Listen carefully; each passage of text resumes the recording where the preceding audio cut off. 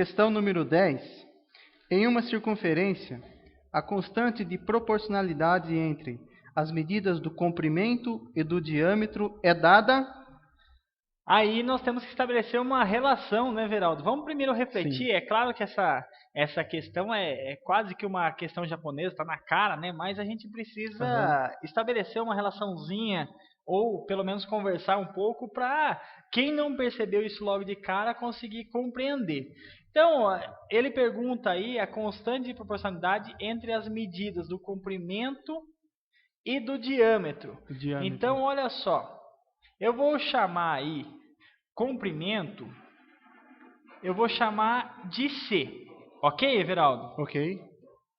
Então, comprimento eu vou chamar de C e eu vou chamar o diâmetro de D. De D. Né? Acho que fica fácil essa relaçãozinha, né? Diâmetro D e comprimento C. Então, ele fala aí de uma constante de proporcionalidade entre do comprimento e diâmetro. Como é que eu vou descobrir isso? Quando eu dividir as duas. E quando eu divido as duas, eu tenho aqui...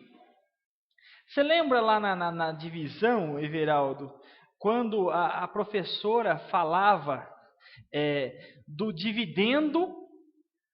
Nós tínhamos o dividendo, divisor, né? Tínhamos o divisor, né? Quociente. Divisor, vou escrever aqui para poder. Divisor. O divisor, o quociente. Não vai caber. Quociente e aqui embaixo, se sobrasse alguma coisa, era chamado de resto. Muito bem. Ali ele fala a constante de proporcionalidade. Quando eu divido um pelo outro, o resultado da divisão nada mais é do que o quociente, né, Everaldo? Quociente. Então, o que eu estou querendo aqui é justamente o quociente da divisão entre comprimento e diâmetro. Então, a alternativa correta? Alternativa B. Quociente entre as duas medidas. Quais medidas? Diâmetro e comprimento. É uma constante de proporcionalidade. Como está falando proporcionalidade, nós devemos entender que é